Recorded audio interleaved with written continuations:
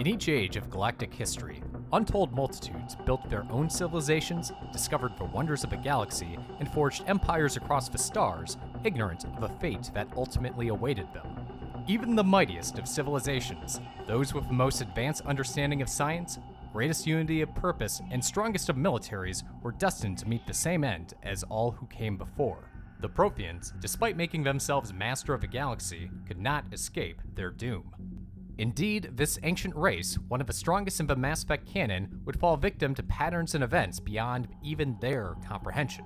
While they shared the same grim fate of their countless predecessors, they left an indelible legacy even in extinction, and their influence can be felt throughout the Mass Effect trilogy. Before proceeding, I will point out that this video contains a number of spoilers for a series that is over 15 years old. While the fact that you are watching this video probably means that you have played the trilogy more than once, if you do happen to be new to the series, you may wish to hold off on this video. Second, while I touch on some subjects outside the scope of this game, I do not present myself as a subject matter expert on these topics, and that this comes from a layman's perspective to offer context to the story. Third, I delve into some areas of speculation that may not have intended answers or are purposefully left ambiguous, as is often the case with works of fiction. Finally, it's possible that some or all of the speculation that I present has also been done by others, and all I can say is the following. Turned out it already existed, but I arrived at it independently. With that out of the way, the Protheans are largely a mystery throughout the series, and as such, there are many gaps in what we know. Modern societies glean some information from their remaining artifacts, which contain enormous caches of data. However, the primary benefit of these data stores is technological rather than historical and cultural. This technical knowledge, even detailing the intricacies of faster-than-light and Mass Effect travel, caused modern societies to assume that they were the first to develop these systems. Over the course of the trilogy, we learn additional information about the Protheans from a smattering of VIs and historical remains. Ultimately, however, the deepest source of knowledge on the Prothean Empire comes in the third game, where we meet Javik, a Prothean military figure born during the Reaper invasion and tasked to renew the Empire after the Reapers left the galaxy. While Javik is popular with the fanbase, it is worth noting that he is not a required character, was DLC in the game's original release, and that not every player interacts with him. Additionally, while this is a powerful member of Prothean society and shared ancestral knowledge of many of his fellows, this is still just one individual, one who lived at the very end of the Prothean Cycle and whose entire existence centered around fighting the Reapers. For this reason, while Javik is certainly reliable, it is possible, even likely, that other members of the Prothean Cycle held different points of view on the nature of the Prothean Empire and of the galaxy at large. Additionally, some of what Javik says, particularly in the Citadel DLC, is likely meant to provoke or unsettle others, so some lines can be taken with a grain of salt. All that said, he has a lot to offer us, and we ultimately do learn some important lessons. The term Prothean has more than one meaning. The first, of course, is the dominant species of a Prothean cycle. While the Prothean homeworld goes unidentified, their origin as a species does not. Specifically, the Protheans evolved as a hunter species, a fact that dictated their future evolution in more ways than one. As a species, the Protheans bear some resemblance to bipedal arthropods, with an amalgamation of characteristics drawn from the Earth animal kingdom. Their heads appear the most arthropodal, topped with a thick, curved carapace that resembles part of an exoskeleton. Like certain species of arachnids, Protheans have multiple sets of eyes. Like certain amphibians or reptiles, these eyes contain stenopoeic pupils, a hallmark of certain predator species who benefit from this trait to better see under different light conditions. At the same time, these pupils are horizontally oriented rather than vertical, which itself is more typical of prey animals who need to scan a wider area for threats. This suggests that the Protheans originate not just as a hunter species, but one from a hostile planet with other dangerous predators. Prothean skin, fingers, and toes also resemble certain amphibians or reptiles as well. At the same time, their overall structure, like most races of the Mass Effect universe, is rather humanoid, being a bipedal species with two arms, along with a torso and facial structure roughly proportional to humans. As an aside, we do not see any confirmed examples of Prothean females. Javik, for his part, only refers to his men who served with him, which could either mean that only males served in the military, or that this terminology was simply custom. Javik does suggest that Prothean females were highly seductive, but this is also a drunken line from the Citadel DLC, so again, take with a grain of salt. One possibility is that Protheans had a eusocial society in which a division of labor existed within a colony, typically with a queen responsible for its propagation. As we'll discuss another time, it is possible, though I emphasize unconfirmed, that we see the descendant of one such queen. Over the course of their evolution, Protheans developed the ability to sense and communicate large amounts of information through the mere act of touch. Javik adds that reading 1,000 details in our environment ensured our survival, again suggesting that the Protheans originated on a hostile planet. Once again, this explains Prothean evolution in more ways than one, but we will get to that. What is important here is that Protheans could read and interpret chemical signals through their sensory ability. They could read traces of DNA from mere droplets of organic material, determine internal feelings and characteristics through close proximity, absorb large, complex types of data such as memories, ancestry, and entire languages through brief contact. Their hyper-advanced sensory abilities extended to their VI interfaces, which could quickly decipher the speech patterns of other species and replicate it in a matter of minutes. These abilities further enabled the storage and transmission of information via beacons, which could absorb information or memory and broadcast it across the galaxy or directly convey this data to others. Unsurprisingly, Prothean evolution extended beyond their biology. Protheans were highly skilled in biotics, the sciences, military strategy, and of course linguistics. They trained themselves to master the most advanced biotic abilities. They manufactured powerful, low-maintenance weapons that could emit a constant, accurate, and powerful stream of fire with no recoil or need to reload. They learned to implement cryogenic stasis and could hibernate for tens of thousands of years if necessary. They mastered spaceflight, and upon learning of Mass Effect travel from Inusanan ruins, seamlessly integrated it into their burgeoning empire. By the end of the Prothean Cycle, scientists even learned to reverse engineer and replicate mass relays themselves. In short, the Protheans were the most advanced species documented in the world of Mass Effect, excluding the Reapers and the Leviathan. As with each cycle before, modern civilizations initially believed they created the Citadel and mass relays.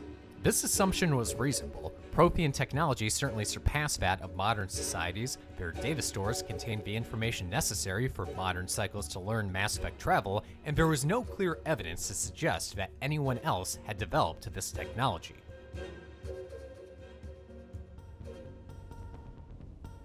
The appearance of Protheans has been compared to that of the Japanese samurai, but perhaps their closest real-life counterpart would be the Roman Empire.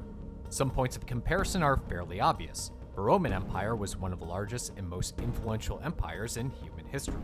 They spread a common, codified, self-sustaining form of governance with the physical infrastructure to support it, much of which can be seen to this day. They were incredibly powerful, with large, well-trained, well-supplied, and well-led armies, and multiple layers of redundancy built into not just their militaries, but their government as well. Another major point of comparison is how these empires viewed those outside the empire, as well as those they conquered. It would be a mistake to completely generalize Roman attitudes toward foreigners and those absorbed into the empire.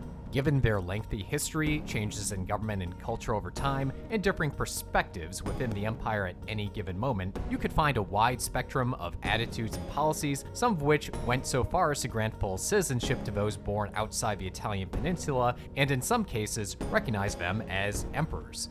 At the same time, you can easily find various strains of xenophobic or otherwise bigoted beliefs about so-called barbarians. This term referred to those they deemed as backward peoples, one not meant to describe any sort of warrior culture like we use the term today, but as a way of mocking their language of illiterate barbar sounds, depicting them as speaking in short, poorly formed sentences.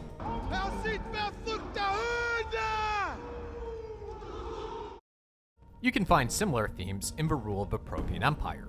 On one hand, the Protheans viewed some races as valuable additions to their empire, and the civilizations they subjugated in time would regard themselves as Prothean. On the other hand, various strains of thought in Prothean society regarded other species either with pity or contempt, depicting them as undeveloped simpletons who required either the uplift or subjugation of Prothean rule. While the Protheans' origin as a hunter species dictated their biological evolution, it by all appearances also influenced their cultural evolution. As far as they were concerned, survival of the fittest alone ruled the universe. A corollary to this is that Prothean culture during the time of its interplanetary empire was highly secular and disregarded what they viewed as primitive supernatural beliefs. This brings us to the Prothean belief in the cosmic imperative, best understood as a form of social Darwinism. To those unaware, social Darwinism draws parallels to, but is distinct from, scientific Darwinism, or the theory of evolution. Scientific Darwinism is the observation that organisms with certain traits best suited to their environments are more likely to survive long enough to reproduce. This facilitates the survival, proliferation, and further mutation of said traits, which in turn gives rise to new species over time. Social Darwinism describes a range of views, not all of which could be accurately described here, but the core is a belief in the survival of the fittest, not just in nature, but in society as well. This could mean eschewing charity, altruism, or social welfare, believing instead that those less fit are best left behind. It could also hold that those more fit should naturally assert their power over their lessers and ensure that their lineage does the same to ensure the dominance of their genes. While the term originated in the past 200 years, it really describes a strain of thought that goes back much further. But the gods protect only the strong. The cosmic imperative is a science fiction take on this philosophical framework. According to Javik, the cosmic imperative states that evolution is the driving force of the universe and that the strong should dominate the weak to ensure it. This belief held that the Prothean superiority was borne out by their strength, and that if a race, nation, species, or civilization believed they could successfully oppose them, they were welcome to try. According to this framework, this dominance was to everyone's benefit. If the weak were allowed too much power, they would hold back the strong and society at large, depriving even themselves of the direction they require. While the Protheans would scoff at the notion of saints, they held up avatars among their species. These avatars represented certain traits that others should emulate. This suggests that the Protheans engaged in galactic propaganda, not just for the consumption of their subservient species, but for themselves as well.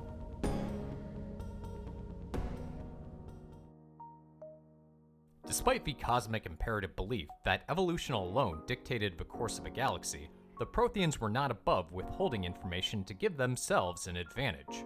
Like many eras of human history, the dominance of the Protheans would be defined by their civilization's leap in technology.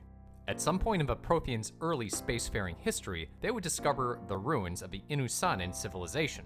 I covered the Inusanan previously, but to recap, they were one of many dominant species from galactic history, one with known settlements on Ilos and a conflict with the Thoi Han in the Amada system.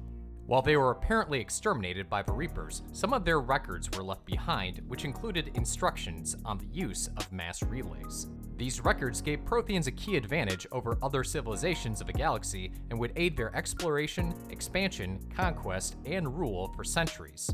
As the Protheans spread throughout the galaxy, they would eventually discover the Citadel. As the central point of a mass relay network, the Citadel served as the natural destination of mass relay travel, and its obvious utility would lead the Protheans to make it the seat of power going forward. Here, they would direct the administration over their dominion, keep records and census data on the various planets, and chart the expansion of the Empire throughout the farthest corners of the galaxy. The mass relay network provided the Protheans with a key advantage over their rivals. Faster-than-light travel is possible in the Mass Effect universe without the use of mass relays. However, it is significantly slower, more expensive, and dangerous than hopping from system to system with these interstellar constructs. It is nearly impossible to exaggerate the utility they provide for supply lines, attack vectors, and reinforcement throughout the vastness of space. The Protheans' early adoption of mass relay travel would provide another key benefit, and that is the impression they would make on other species. It is easy to imagine the shock a remote civilization living on an isolated planet would experience when they witnessed an alien species hailing from the stars, able to come and go as they please. Many would undoubtedly be impressed by the Protheans' technological advancement, or at least intimidated by their obvious power. While some individuals may have wished to resist becoming a subservient race to these alien visitors, others may view any defiance as ultimately pointless or otherwise wish to ease the transition and make themselves useful. Ultimately, whether a foreign species wished to join the Empire or not mattered little. The Protheans' advanced technology, overwhelming force, and strict doctrine allowed them to conquer virtually any nation, planet, or system that opposed them and crush any resistance that followed. Like the real-life Roman Empire and many others throughout history, conquered peoples were assimilated into Prothean culture. They may not have liked being ruled by a foreign power, but many likely appreciated certain aspects of Prothean rule. While these conquered peoples considered themselves Protheans, Protheans considered them to be subservient races. They may have respected the abilities of their new subjects, but they certainly quashed any part of their culture they considered contrary to their own and tolerated no dissent. Governance, objectives, and tactics would be united and streamlined under one doctrine. The Prothean Empire may have come up with different uses for different species, but they all would have been imbued with a sense of duty to the Empire. Like members of their own species, the necessity of sacrifice would be drilled into the adoptive peoples from an early age. It is worth noting that the Protheans' harsh imperial outlook was shaped not just by their hunter culture, but also in part by real concerns about their own survival in the galaxy. Much like different periods of human history, various systems were frequently embroiled in conflict between warring nations with their own interests at heart, usually expansion and conquest. Some of these civilizations are mentioned by Javik, albeit only in passing. The Ouroboros fought the Densorin. The Andoromai conquered the Vandomar, and the Jatil turned against the Jah. The Sinriel claimed to have found the path to eternal peace. What happened? The Ditaka preferred war and wiped them out. The Enduromai, Vandamar, Sinriel, and Didakar do not receive further elaboration, but we do learn some additional information regarding the Ouroboros, Densorin, Jah, and Jatil. For their part, the Ouroboros also attacked Prothean interests, apparently unsuccessfully. The Denzorin will come up later, but suffice to say, it appears that the Protheans maintained contact with them until their extinction. The biggest threat that the Prothean Empire faced during their expansion, however, would not come from a rival empire, but rather the Jatil.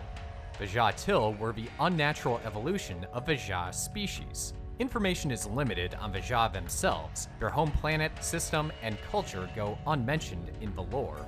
By all appearances, they were an advanced species, perhaps even a spaceflight one, but not yet capable of settling other worlds. We do know that the Jah's own home planet had begun to collapse, with some sort of event turning the world inhospitable. Whatever the nature of this event, whether ecological, biological, geological, or otherwise, the Jah did not possess the means to solve the problem on their own or to evacuate to other worlds. What the Jah apparently did possess, however, was advanced AI and robotic technology. They implanted themselves with this technology to boost their intellectual capabilities, hoping to survive and resolve their planetary catastrophe. The Jah's gambit to save themselves worked in one sense. They did technically survive, though not as they envisioned. The AI implants were more than simple augmentation, but could alter the genetic makeup of their host. With this capability, the implants turned parasitic, took over the Jah over generations, and subsumed more and more of their organic bodies until the Jah were effectively no longer the same species. This new machine race was known to the Prothean Empire as the Jatil. The Jatil, after they consumed the Jah, would turn on the burgeoning Prothean Empire, launching the Metacon War. The Metacon War was a defining event in the history of the Prothean Empire. The Empire was initially knocked back on its heels, and the crisis either forged or reinforced a key belief of the Protheans that synthetics must not be allowed to surpass them. Artificial intelligence was banned. Virtual intelligence was treated with suspicion. Protheans still utilize VIs for various functions, but likely place strict guardrails on their programming. The Protheans' domination of other species was based on more than just imperialistic dogma, but a fervent belief that they had no other choice. In this view, the only way to defeat machine intelligence was to unite all organic life. Therefore, other organic races must be brought under Prothean rule for the survival of both, whether they agreed or not. In a manner that harkens to other empires, the Protheans operated on the belief that the severity of their rule was necessary, that they represented the narrow path through which life would survive. This philosophy proved successful for a time. The Empire brought other races under their influence and by all accounts successfully pushed the Ja'til back. Despite this success, the Protheans would eventually fall to a machine race far more powerful than they could have ever previously envisioned. I hope that you enjoyed this video. This is part 1 of my series on the Prothean Empire. The next part will focus on planets of the Prothean Empire. As always, be sure to like and subscribe if you enjoy these videos. Also feel free to like and subscribe if you don't. Thanks for watching.